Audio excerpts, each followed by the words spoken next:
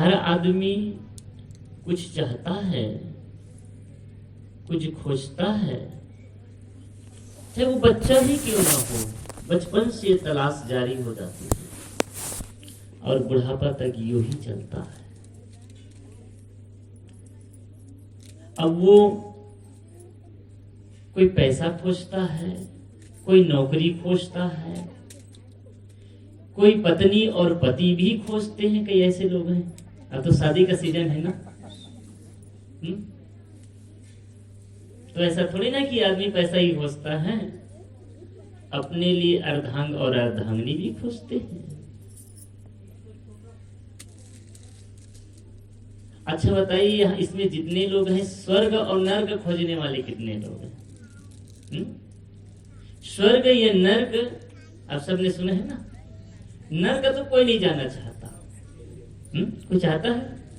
एक बार की बात है, एक स्कूल में मास्टर जी यूं ही पढ़ा रहे थे, तो पढ़ाते पढ़ाते बीच बीच में मनोरंजन करते थे। तो सभी बच्चों से उसने पूछा, बच्चों जरा ये बताओ, इसमें कितने लोग हैं जो नरक जाना चाहते हैं? तो शायद आप लोग भी नहीं जाना चाहते होंगे। चाहते? बता देना। किसी ने हाथ नहीं उठाया। मास्टर जी को लगा कि सच में बच्चा जो है होशियार है, सब बच्चों को पता है कि नर्क किसी को जाना नहीं है। उसने दूसरा प्रश्न किया, अच्छा नर्क कोई नहीं जाना चाहते हो, तो इसमें से स्वर्ग कितने लोग जाना चाहते हो? तो एक बच्चा को छोड़ करके सबने हाथ उठा दिया। सबने कहा कि हमें स्वर्ग जाना है। एक जो बच्चा बैठा था, न वह स्वर्ग जाने में हाथ उठाया और न ही नर्क जाने में हाथ उठाया, तो सर ने माथा पकड़ लिया। उसने सोचा ये बच्चा आखिर जाना कहां चाहता है। उसने पूछा, बेटा क्या तू नर्क नहीं जाना चाहता? कहे नहीं, मुझे नर्क नहीं जाना है। उसने पूछा, क्या तुम्हें स्वर्ग भी नहीं जाना चाहता? कहे स्वर्ग भी मैं नहीं जाना चाहता। तो उसने कहा कि जाना तो चाहते कहां हो, ये तो जरा बता दो। तो उस बच्चा जो छोटा था, 10 साल का बच्चा था, उसने कहा, गुरुजी ना मुझे स्वर्ग जाना है और ना मुझे नर्क जाना है, मेरी मम्मी ने कहा है छुट्टी होते घर ही जाना है। सही है ना। वास्तव में न हमें धन चाहिए, न पद चाहिए, न पत्नी चाहिए, न पति चाहिए, न स्वर्ग चाहिए, न नर्क चाहिए। इस सब के पीछे में सुख चाहिए। क्या चाहिए? हम सबको सुख चाहिए। जिस पत्नी से बड़े प्रीत लगा करके उत्सव मनाते हैं, शादी और विवाह करते हैं, पता चलता है कि ये दुख का कारण है, तो उस पत्नी का तलाक किया जाता है। पति का भी तलाक होता है। जिस धन को पता चल जाता है ये धन दुख का कारण है, उस धन को भी छोड़ देते हैं। जिस जगह को पता चलता है कि ये दुख का कारण है, उस जगह को भी छोड़ देते हैं।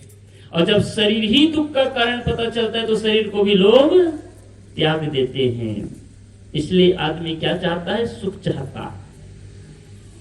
तो मैं कह रहा था कि आदमी सुख चाहता है और उस सुख को अलग अलग माध्यम से ढूंढता है। आज मेरे से कृष्ण किसी ने प्रश्न किया कि स्वर्ग कहाँ है और नरक कहाँ है, सुख क्या है, स्वर्ग क्या है और नरक क्या है। शायद यह प्रश्न आप सबके भी मन में होगा, क्योंकि महापुरुषों ने शास्त्रों के माध्यम से नरक और स्वर्ग की बड़ी बड़ी व्याख्या कर रखी है। हिंदू धर्म के ग्रंथों में स्वर्ग की व्याख्या है कि स्वर्ग किसी लोक पे है। यहां से कोई दूर में है जो लोक है, वहां स्वर्ग है। ऐसे ही कभी पंछियों ने सतलोक बना लिया है, सबका अपना लोक। याद रखिए, कृष्ण उपासक का गोलोक, राम उपासक का साकेत लोक, विष्णु उपासकों का विष्णु लोक, शिव उपासक का शिवलोक और कभी पंथियों का सतलोक। न कहीं बाहर स्वर्गलोक है, न कहीं गोलोक है, न साकेत लोक है, न ब्रह्मलोक है, न शिवलोक है, न विष्णुलोक है, न सतलोक भी नहीं है। बाहर, मैंने कहा बाहर नहीं है तो है ना, है तो, लेकिन बाहर नहीं। स्वर्ग आपका घर है, आपका पवित्र मन है।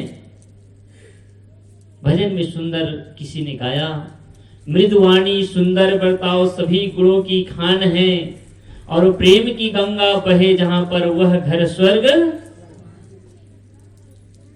और याद रखिए, अगर वह स्वर्ग होगा, उस स्वर्ग में भी जाना पड़ जाए तो अकेले जाएंगे कि परिवार वालों के साथ में जाएंगे? अकेले जाना पड़ेगा ना। और बताइए कि कौन सी यात्रा अच्छी होती है, जिसमें सब लोग एक साथ जाते वो यात्रा अच्छी होती कि अकेले जाते वो यात्रा अच्छी होती है? आपको बद्रीनाथ, केदारनाथ, द्वारकानाथ, इलाहाबाद, काशी, मथुरा जहां भी जाना हो और अकेले यात्रा करेंगे तो अच्छा रहेगा कि सबके साथ में यात्रा करेंगे तो अच्छा रहेगा? और महापुरुष जिस श्लोक की बात करते हैं, अगर स्वर्ग कहीं बाहर है और उस स्वर्ग में जाना पड़ेगा तो आप अकेले जाएंगे, अकेले ही रहना पड़ेगा। लेकिन संत और गुरुजन ऐसे स्वर्ग की बात बताते हैं जिसमें सब लोग एक साथ रह करके कर सकते हैं। वह स्वर्ग है आपका घर, आपका तीर्थ, आपका मंदिर। जिस घर में आप रहते हैं वह घर स्वर्ग है, और जिस घर में रह करके उसको अगर आपने स्वर्ग नहीं बनाया तो आपको स्वर्ग कहीं मिलने वाला नहीं है। और इसी स्वर्ग बनाने की कड़ी में मैंने बताया कि हमें प्रकृति की ओर से, परमात्मा की ओर से, सदगुरु की ओर से, विधाता की ओर से 3 प्रकार की शक्ति मिली हुई है, जिसको मैंने कहा, पहला समय, दूसरा शक्ति और तीसरा साधन। हम सबको सुनहरा अवसर मिला हुआ है, सुंदर समय मिला हुआ है, लेकिन याद रखिए कि ऐसे सुंदर समय को पाकर के हम करते क्या हैं? क्या किया है? सवेरे से उठते हैं, कमाते हैं, खाते हैं और रात होते ही सो जाते हैं, बस इतना ही तो करते हैं ना। अगर इतने ही में जीवन बीत रहा है तो मनुष्य में और मानवेतर खानियों में कोई अंतर है क्या? जानवर जो होता है वो भी उतना ही काम करता है, वो भी खाता है, वो भी प्रजनन करता है, वो भी सोता है, और उतना ही काम हम भी करते हैं, तो उसमें और हम में अंतर क्या है? इसलिए समय तो सबको मिला हुआ है, लेकिन उस समय का हमें सदुपयोग करना सीखें। जब समय का सदुपयोग करना सीखते हैं, समय का दोहन करते हैं, समय से सब काम करते हैं, याद रखिए, नेम जगावे प्रेम को, प्रेम जगावे जीव, और जीव से जगावे पी को, वही सीव वही पीव। आज कितने तारीख है? 28। आज से ठीक 2 दिन पहले हम सब लोगों ने गणतंत्र दिवस मनाया, और गणतंत्र दिवस जो होता है उसी दिन भारत का संविधान लागू हुआ। संविधान का तात्पर्य हमारे देश को चलाने वाला कानून, व्यवस्था। इस कानून की जरूरत क्या है? अच्छा बताइए, जानवर के लिए कोई कानून की जरूरत है? किसी पक्षी के लिए, घोड़ा के लिए, गधा के लिए, बैल के लिए कोई कानून की जरूरत नहीं है। क्यों नहीं है? क्योंकि वो कभी कोई गलत करता ही नहीं है। याद रखिए, कोई जानवर, कोई गधा, कोई बैल, भैंस, चींटी, पक्षी, मोर, जितने प्रकार के जीव जंतु हैं, कोई गलती करता ही नहीं है। कल हमारे एक संत कह रहे थे, अगर कोई शेर हो, वो कितना भी भूखा हो, वो घास कभी खाता, और गाय कितनी भी भूखी हो, उसके सामने आप मांस का लोथड़ा रख दीजिए, खाएगी। लेकिन आदमी एक ऐसा जानवर है, जितने भी नीति, नियम, कानून, जितने भी संविधान, जितने भी शास्त्र और जितने भी सत्संग, ये किसके लिए है?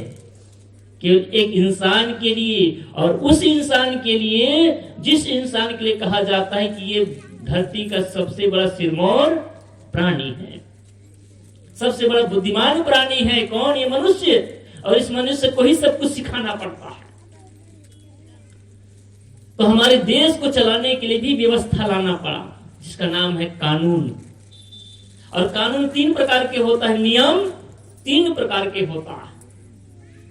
याद रखिए, कितने प्रकार के? इससे ज्यादा और कम नहीं है। पहला नियम व्यक्ति का नियम, स्वयं का नियम, व्यक्तिगत नियम, खुद का नियम। कितने बजे उठना है, क्या खाना है, क्या पहनना है, क्या करना है। हर आदमी का अपना अपना नियम होता है कि नहीं होता है? होता है। आज ये अमुक अमुक काम करना है, किसी को व्रत रहना है, किसी को उपवास रहना है। अच्छा, आज उपवास रहना है तो सब लोग रहेंगे कि अकेले रहते हैं? अकेले ना, अपने अपने अनुसार से रहते हैं। तो हर व्यक्ति का अपना एक नियम होता है, स्वयं का नियम, स्वयं को बनाने का, स्वयं को जीवन को सुंदर बनाने का।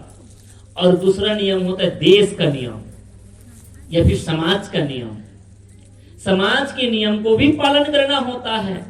अगर कोई साहू समाज के हैं तो साहू समाज के रीति रिवाज के अनुसार चलेगा, कोई यादव समाज का है तो यादव समाज के रीति रिवाज के अनुसार से चलेगा, कोई कुर्मी समाज का है तो कुर्मी समाज के अनुसार से रीति रिवाज से चलेगा, कोई पटेल समाज का है तो पटेल समाज की दृष्टि से, या राष्ट्र की दृष्टि से। हर राष्ट्र का अपना नियम है, हर राष्ट्र का। भारत का अपना नियम है, पाकिस्तान का अपना नियम है, श्रीलंका का अपना नियम है, अफ्रीका का अपना नियम है, इंग्लैंड का अपना नियम है, और जर्मन, फ्रांस, जापान, सबका अपना अपना नियम है। तो देश का भी नियम होता है। तो ये जितने भी नियम हैं, चाहे वो देश का नियम हो, समाज का नियम हो, चाहे व्यक्ति का नियम हो, ये समय के अनुसार बदलता है और ये मिटता रहता है। आज उपवास है, कोई जरूरी नहीं अगले सोमवार फिर से उपवास रहेंगे, छोड़ देंगे, भूल जाते हैं। तो स्वयं के जो नियम होता है उसमें फेरबदल होता है। देखिए, हमारे पार्लियामेंट में जब बहस होती है, जब सदन लगते हैं, तो उसमें पार्लियामेंट में नियम बदला जाता है कि नहीं बदला जाता? नियम बदल दिया जाता है। पहले के जमाने में वैदिक नियम जो होते थे कि एक जो विधवा स्त्री शादी नहीं कर सकती, ये नियम था। आज शादियां हो रही हैं। पहले बाल विवाह की प्रथा थी, वो भी खत्म हो गया है। तो बहुत सारे ऐसे नीति नियम थे जिसको बदल दिया गया है कि ये मनुष्यों से बनाया हुआ नियम सदैव बदल दिया जाता है। लेकिन और एक नियम है, शाश्वत नियम, प्रकृति का नियम। वो नियम बदलता, और उस नियम को किसने बनाया है? हमने नहीं, हमने नहीं बनाया है। एक नियम जो हम बनाते हैं राष्ट्र के लिए, समाज के लिए, व्यक्ति के लिए, वो बनता और बिगड़ता चला जाता है। लेकिन दूसरा जो नियम होता है वो नियम कभी बदलता नहीं, वही प्रकृति का नियम है, यही शाश्वत नियम है। और इसी नियम को ऋग के भाषा में, वेद के भाषा में रीत कहते हैं, और इसी रीत को ईश्वर भी कहा जाता है। ईश्वर ही नियम है। आपको पूछते, मैंने कल भी कहा था, कभी पंथी लोग भगवान नहीं मानते। हाँ, निश्चित है कि भगवान वहां नहीं मानते जहां आप भगवान मानते हैं, लेकिन कभी पंथी भी भगवान मानते हैं। सदगुरु कबीर साहब भी भगवान मानते हैं। सदगुरु कबीर साहब का भगवान कण कण में नहीं, घट घट में बसता है। अगर कण कण में भगवान हो तो जहां थूकते हैं वहां भी भगवान, जहां मल त्याग करते वहां भी भगवान, तो सब वहां की जाके पूजा करिए। फिर अगर भगवान मंदिर में तो है, तो शौचालय में भी भगवान है। आज तक कोई शौचालय में भगवान की पूजा तो नहीं करता, तो भगवान बसता कहाँ है? तो सदगुरु कबीर साहब ने कहा, घट घट में वैसा एक बसत है, कटुक वचन मत बोल रे, घूंघट के पट खोल। जो मेरा परमात्मा है, मेरा जो भगवान है, जो मेरा साई है, वो घटवासी है, घट में बसता है। तो बहुत व्यवहारिक दृष्टि से ये घट घट में वास करता है, और अध्यात्म की दृष्टि से ये जो प्रकृति की जो सत्ता है, प्रकृति का जो नियम है, इसलिए प्रकृति के विधान में किसी के लिए माफी और वरदान नहीं है। अब ऐसा नहीं कि आपने कोई गलत काम किया और उससे बच जाएं। आपने उपवास कर लिए, व्रत कर लिए, तपस्या कर लिए, और आप अपने गलत कर्मों से बच जाए, गुरु कबीर के सिद्धांत में माफी नाम की चीज नहीं है। ये मत सोचिए आप मंदिर में जाते हैं तो आप क्षमा चाहते होंगे, और कबीर के दरबार में, सतगुरु के दरबार में माफी नहीं है। इसलिए गुरु और कबीर का ठोस सिद्धांत में से एक सिद्धांत है, कबीर कमाई आपनी निष्फल कभी न जाए, और बोया पेड़ बबूल का तो आम कहां से पाए। ये कितना व्यवहारिक है, इसमें कोई गुड़ रहस्य नहीं है। आप सब किसान हैं, आप जो खेत में बोते हैं वही आपको मिलता है। अगर आप चना चाहते तो चना बोइए, अगर गेहूं चाहते तो गेहूं बोइए, और धान काटना चाहते तो धान काटिए, बोइए। सही की गलत है? कबीर साहब कितना साफ कहते, कबीर कमाई आपनी। हे कबीर, तू जो कमाना चाहता है वही बोना सीख। हम दूसरों के जीवन में क्या बोलते हैं? पड़ोसी के जीवन में, देरानी के जीवन में, जेठानी के जीवन में, घर वालों के जीवन में, दूसरों के जीवन में क्या बोलते हैं? अगर ईर्ष्या करते हैं, द्वेष करते हैं, घृणा करते हैं, नफरत करते हैं, बैर करते हैं, गाली गलौज करते हैं, शिकायत करते हैं, दुख देते हैं, परेशान करते हैं, तो वही लौट करके हमको भी मिलने वाला है। हम वही करें जो हम अपने लिए चाहते हैं। सत्संग क्या है? सत्संग यही है, ये समझ देता है सत्संग कि आपको करना क्या है और करना नहीं क्या है। ये परिवर्तनशाला है। और हमारे संत ये कहा करते थे, आपके गांव में ब्यूटी पार्लर है कि नहीं है? मुंडा शहर में तो होगा ना, है? और जेंट्स ब्यूटी पार्लर हो या ना हो, लेकिन लेडीज ब्यूटी पार्लर तो पक्का है। किसी ने बड़ा सुंदर कहा कि जेंट्स जो होते हैं ना, ये जेंट्स यानी पुरुष, अगर वो अपने ब्यूटी पार्लर में जाए तो वहां जाने के बाद उसको नहाना पड़ता है। सही की गलत? आपका मालिक, घर वाले, बच्चे वाले, जब भी सैलून ब्यूटी पार्लर ही तो हुआ, उसका नाम सैलून है जी। देखिए, लड़कों का ब्यूटी पार्लर को सैलून बोलते हैं, और माताओं का सैलून को क्या? Beauty parlour.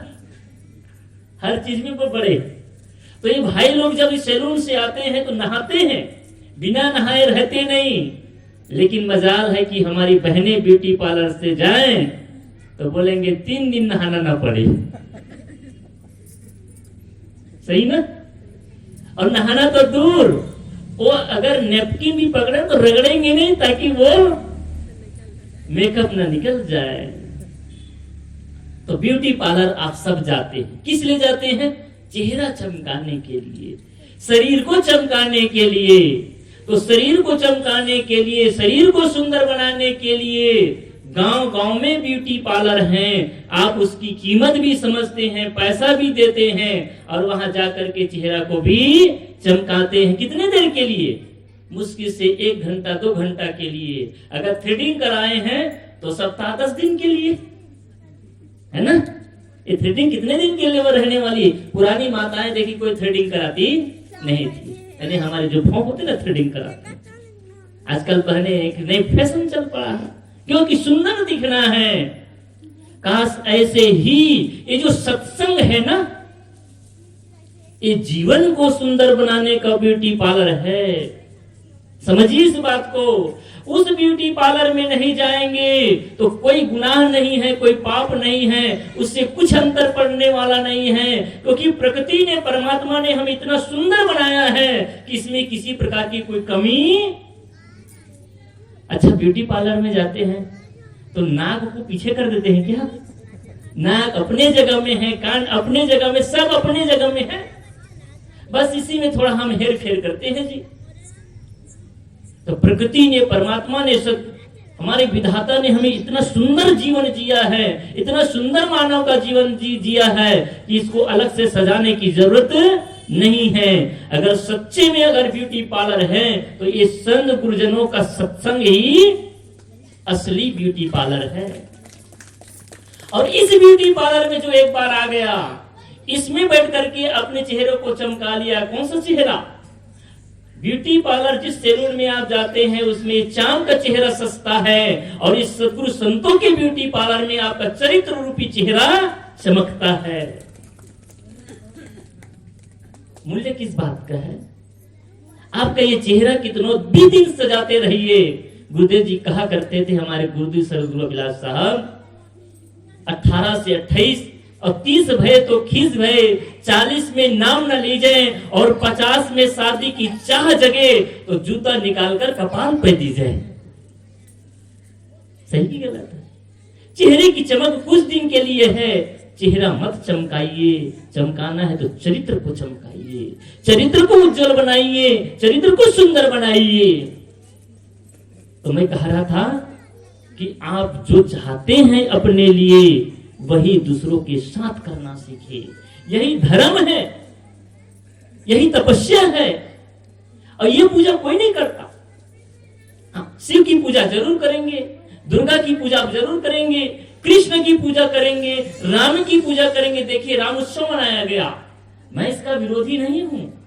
22 तारीख को गांव गांव में राम उत्सव मनाया गया, रामलला का स्थापना की उस खुशहाली मनाया गया। और मुझे खुशी हुई कि जब जहां से मैं चलकर आया, मोटरसाइकिल में आया ना, पूरा वहां से कांकेर से यहां तक मोटरसाइकिल में आया, और हर नगर हर चौराहा में राम का झंडा लगा हुआ था। लोग उत्सव मनाए खूब। लेकिन ये उत्सव केवल एक दिन के लिए नहीं होना चाहिए, केवल ध्वजा लगाने के लिए नहीं होना चाहिए, केवल भगवान की उपासना के लिए नहीं होना चाहिए, बल्कि वो श्री रामचंद्र जी का चरित्र हमारे जीवन में आना चाहिए, उसका आदर्श हमारे जीवन में आना चाहिए। हम राम की पूजा करते रहे जिंदगी भर, लेकिन अपने माता और पिता को एक लोटा पानी न दे पाए, उनकी आज्ञा का पालन न कर पाए, तो ऐसे राम भक्ति को धिक्कार है। आप कृष्ण की उपासक हैं। यहाँ यादव भाई भी लोग भी बैठे होंगे, शायद सुनते होंगे मेरी बात। वो किसी समाज की बात नहीं, लेकिन कृष्ण जिस समाज से आते हैं, यादव कुल के राजा था। और यादव कुल कृष्ण जो भगवान है, वो सोचिए वो क्या खाते थे? दूध दही मक्खन घी खाया करते थे। और आजकल के हमारे यादव भाई क्या पीते हैं? चाहे दिवाली हो, चाहे दशहरा हो, वो बोतल वाला दूध। सही कि नहीं? और यादव की बात नहीं, सभी समाज की बात है। हम जिस कृष्ण की उपासना करते हैं उसकी शिक्षा तो ले, उसके चरित्र को आचरण तो करें, उसके जीवन में धारण तो करें। अगर हम सच्चे कृष्ण की अनुयायी हैं तो दूध पीना सीखिए, दही खाना सीखिए। लेकिन माँ आज देखिए, दुर्भाग्य से कहना पड़ता है, पूरे भारत में सबसे ज्यादा शराब बिक्री आज छत्तीसगढ़ में हो रहा है। शायद सरकार किसी की हो, हम यहाँ राजनीतिक चर्चा नहीं करने आए हैं। सरकार किसी की आती है और जाती है, कोई भी सरकारें हो, लेकिन पहली प्राथमिकता होनी चाहिए कि मानव का जीवन सुंदर बने, उज्जवल भविष्य का निर्माण हो, उज्जवल समाज की स्थापना हो। और उसमें सबसे बड़ी अगर बाधा है तो शराब है। आज हर घर का बच्चा शराबी होता चला जा रहा है। और जब शराब इतना रग रग में व्याप्त हो गया है कि शराब के बिना आदमी एक चैन भी रह नहीं पाता है, कहां से कृष्ण की भक्ति आएगी? कृष्ण की आप पूजा कर रहे हैं, कृष्ण की पूजा करने से कृष्ण का चरित्र नहीं आता। आप गीता तो पढ़ते हैं, आप रामायण तो पढ़ते हैं, लेकिन रामायण की वो एक बात शायद हर रामायण करते हुए इस चौपाई को बोलते हो और आप सुनते भी होंगे। राम का जो चौपाई है, प्रातः काल उठ के रघुनाथा, और किसके सिर? दुर्गा भवानी के मंदिर में, किसी के मंदिर में, किसके मंदिर में? माता पिता गुरु। कितने लोग पालन करते बताइए? उपासना करने वाले हैं ना। हम सब राम के उपासक वह होगा जो सच में माता पिता की सेवा करता होगा, आदर करता होगा, सम्मान करता होगा। केवल मंदिर तक पूजा मत हो, केवल हम मूर्ति में पूजा ना करें। मूर्ति तो प्रतीक है, उस चरित्र का चित्र मात्र है। और जब तक वो चरित्र हमारे जीवन में नहीं आता, आप चित्र की चाहे जितनी भी पूजा करते रहें, आपके जीवन में रत्ती भर सुख और शांति आने वाली नहीं। इसलिए आप जो चाहते हैं वही देना सीखिए। और मैंने कल कहा इस बात को, आप अपने लिए मत मांगिए, आप अपने लिए मत जीना सीखिए। आज तक अनंत काल तक हम दूसरों अपने लिए जीते आए हैं। एक दिन एक जीवन को आप दूसरों के लिए समर्पित करके जाइए। आज हमारा अगर देश आजाद हुआ है और आजाद देश में हम आजादी के साथ घूम रहे हैं, इसका कारण है किसी ने बलिदान दिया है। चाहे वो भगत सिंह हो, चंद्रशेखर आजाद हो, और ऐसे हजारों नाम हो सकते हैं जिन लोगों ने अपने जीवन का बलिदान दिया। किसके लिए? अपने लिए, देश के लिए, समाज के लिए। जिन लोगों ने देश के लिए, समाज के लिए, पूरे विश्व के लिए बलिदान दे दिए, तो जो देना सीखता है वही जीना सीखता है। आप जानते होंगे एक बीज होता है ना, चाहे किसी भी चीज का हो, वो मिट्टी में डालते हैं, और जब मिट्टी में डालते हैं तो वो बीज अपने अस्तित्व को नष्ट कर देता है और नष्ट करके एक नए वृक्ष को जन्म देता है। त्याग किया। आप जब खेत में फसल लगाते हैं तो क्या करते हैं? एक बोरा धान को पहले डालते हैं कि नहीं डालते हैं? अगर सोचे जी हम फसल तो चाहते हैं लेकिन बीज नहीं डालेंगे, क्या आपको फसल मिलेगी? तो पाने से पहले आपको देना पड़ता है। ये जीवन का सूत्र याद रखिए। आप जो चाहते हैं वो पहले देना सीखिए। सुख चाहते हैं तो सुख दीजिए, शांति चाहते तो शांति दीजिए, और प्रेम चाहते हैं तो प्रेम देना सीखिए। दुर्भाग्य है कि आज आदमी प्रेम तो चाहता है लेकिन प्रेम करना नहीं चाहता। हर आदमी प्रेम चाहता है लेकिन प्रेम देना नहीं चाहता है, केवल लेना चाहता है। और प्रकृति का सूत्र कहता है कि आप जितना देते हैं उतना ही आपको मिलता है। शायद कुआं तो नहीं है, लेकिन अगर आपके गांव में कुआं हो तो कुआं का एक सूत्र है, कुआं के पानी को आप जितना निकालते हैं, जितना निकालिए उतना ही कुआं का पानी ताजा रहता है और मीठा रहता है। रहता है कि नहीं रहता है? खत्म होता है? अरे कुआं ना तो बोर तो होगा, सही कि नहीं? ये जीवन भी तो वही है। कुआं की बात समझ में आती है, बोर की बात समझ में आती है, लेकिन जीवन की बात समझ में नहीं आती। ये अंतःकरण भी एक कुआं है, और इस अंतःकरण रूपी कुआं में प्रेम का जल भरा हुआ है। और अगर प्रेम पाना चाहते हैं तो एक ही काम करिए, इस अंतःकरण रूपी कुएं से प्रेम रूपी पानी को डालना सीखिए, फेंकना सीखिए। आपका अंतःकरण पवित्र रहेगा। लेकिन हम केवल पाना चाहते हैं, केवल बटोरना चाहते हैं, देना नहीं चाहते। आप अपने पड़ोसियों को देकर के देखिए, आप अपने घर के लोगों को देकर के देखिए। जो कीमती से कीमती चीज है ना, उसका दान करिए। आदमी दान भी करता है तो बड़ा सोच समझ के दान करता है ना? बड़ा बहुत बुरा भाग लगा लेता। एक आदमी था, और आदमी क्या था? वो एक भिखारी था। और वो भिखारी ऐसा भिखारी जो लेना तो जानता था लेकिन देना कभी जानता नहीं था। कंजूस। 3 प्रकार के होता है, मक्खी चूस, कंजूस और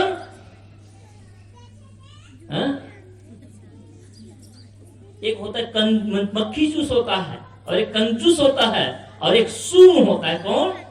सूम। सूम उसे कहते हैं ना खुद खाए ना दूसरों को खिलाए, उसको सूम कहते हैं। गांव में आपके ऐसे भी लोग होंगे जो बटोरना तो जानते, बटोरते रहते हैं, लेकिन ना खुद खाते हैं ना दूसरों को भी खिलाते हैं। और ऐसे की जमीन, ऐसी की संपत्ति सरकार हड़प करके ले जाती है या चोर चुरा करके ले जाती है। सूम लोग होते हैं, ना खाना जानते हैं ना खिलाना जानते हैं। और कंजूस कौन होता है? कंजूस होता है कि केवल बटोरना जानता है, खाता तो खुद है लेकिन किसी को देता। और मक्खी चूस, वो दूसरे के भी खून को चूसने वाला होता है, इसलिए नाम मक्खी चूस पड़ा। कहते एक बार आदमी था, वो चाय पी रहा था, और चाय पीते पीते उसके चाय में क्या गिर गया? एक मक्खी गिर गया। जब मक्खी गिर गया, देखा अरे मेरे चाय में से इस मक्खी ने भी कुछ पी लिया होगा। उस मच्छी को निकाल करके चूसने लगा, नाम पड़ गया मक्खी चूस। ऐसे तो नहीं है। दानी न बने तो कम से कम मक्खी भी जूस मत बनिए। तो एक जो भिखारी था वो देना कुछ जानता नहीं था, बस लेता था। और जो लेना जानता है और देता नहीं ना, तो बड़ी पीड़ा होती है। इसलिए संतों ने जो देने की महिमा गाई है, दान करने की जो महिमा गाई है, इसलिए नहीं कि वो आश्रम भरना चाहते हैं। दान देने के प्रति केवल दो ही कारण हैं। पहला कारण है, जब आप देते हैं तो आपका हृदय सरल होता है, आप उदार होते हैं, और जब देते हैं तो धन भी पवित्र हो जाया करता है। इसलिए दान दिए धन न घटे, नदी न घटे नीर। गुरु कबीर साहब ने कहा कि दान देने से धन नहीं घटता, और जिस प्रकार से नदी के जल को पीने से पानी घटता नहीं है। तो वो जो भिखारी था वो देना जानता नहीं था, कि वो लेने जानता था। तो एक दिन भगवान ने परीक्षा करने आया कि ये भिखारी लेता तो जरूर है लेकिन देता कभी नहीं, एक बार कुछ मांग करके तो देखूं। तो वो भगवान जो है वो भिखारी के सामने एक बूढ़ा ब्राह्मण बन के आ गया। और बूढ़ा ब्राह्मण बन के आया, उसने कहा कि भाई मुझे बड़ी भूख लगी हुई है, कुछ दे दो। उसने सोचा, अरे मैं आज तक लेता रहा हूं लेकिन दिया तो कभी नहीं, और मांगने वाले से ये मांग रहा है। लेकिन वो बूढ़ा था, ब्राह्मण था, उसकी आज्ञा को ठुकरा भी नहीं पाया। किसी प्रकार से वो अपने थैली में हाथ डाला और एक मुट्ठी अनाज निकाला, और एक मुट्ठी अनाज लिया, लेकिन पकड़ा था। और फिर मन ही मन सोचता है कि एक मुट्ठी अनाज को पाने के लिए मुझे कम से कम 3 घर गया हूं तो मिल पाया है। उसने धीरे धीरे कम किया, कम किया, कम किया। फिर सोचता है इतना दे रहा हूं, इतना दे रहा हूं। ऐसे करते करते करते वो पूरा मुट्ठी का जो अन्न था, चावल था, वो सब कण चला गया। केवल एक दाना बचाया, और बड़े बड़े मुश्किल से भरे मन से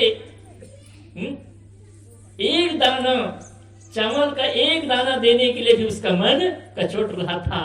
वो निकालता है और निकाल करके कहते, ब्राह्मण देवता आप कुछ मांगते हैं तो आज तक तो मैंने कभी दिया नहीं, पहली बार दे रहा हूं, कृपया इसी को ले लीजिए। इतना बड़ा दान, ऐसा वो भी कंजूस था। ब्राह्मण देवता लिया और चला गया। ये आदमी देखी एक दाना दिया, लेकिन मन जो है खिन्न हो गया, परेशान हो गया, उदास हो गया, और उदासी में घर आया। उसकी पत्नी ने पूछा, अजी आज हुआ क्या? आज आपकी झोली तो लगता है कि बहुत भरा हुआ है, बहुत कुछ माल मिला है, लेकिन बेचैन क्यों हो, परेशान क्यों हो?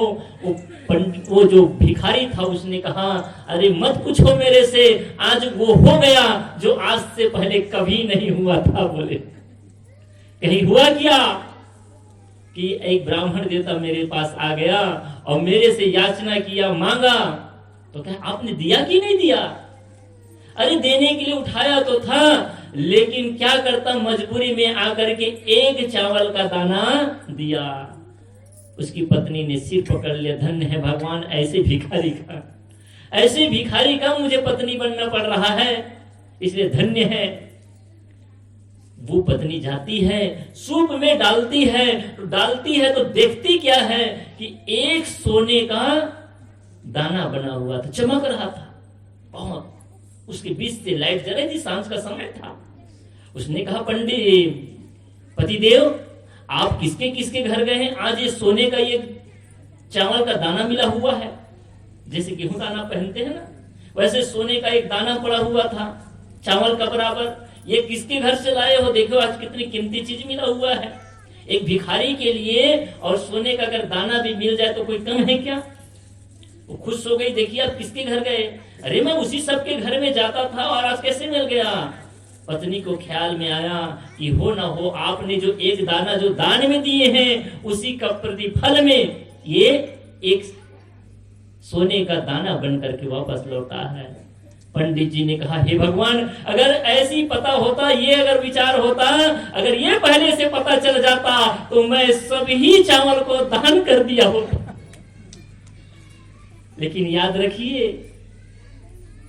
पहला आप करते हैं तो ही आपको मिलता है। आप जो देते वही आपको मिलता है, इसलिए आप वो देना सीखिए जो आप चाहते हैं। माता बहनों, आपसे मैं निवेदन कर रहा था कि हर आदमी स्वर्ग पाना चाहता है, स्वर्ग जाना चाहता है, लेकिन स्वर्ग कहीं बाहर नहीं है, कहीं आकाश में स्वर्ग नहीं है, स्वर्ग आपका घर है। जब आप सुंदर जीवन जीते हैं, पवित्र जीवन जीते हैं, सबके साथ सुंदर व्यवहार करते हैं, तो आपका घर स्वर्ग बनता है। और जब लड़ाई करते हैं, झगड़ा करते हैं, बैर करते हैं और लड़ाई झगड़ा करते हुए आप कलह और क्लेश में जीवन जीते हैं, तो वही घर नरक बनता है। आपके हाथ में है, सीढ़ी वही होती है, उसी सीढ़ी से आप छत पर भी चढ़ते हैं और उसी सीढ़ी से आप कुएं के नीचे भी जा सकते हैं। आपका यही मानव जीवन है, इसी मानव जीवन से आप स्वर्ग भी पा सकते हैं और इसी जीवन से आप नरक भी पा सकते हैं।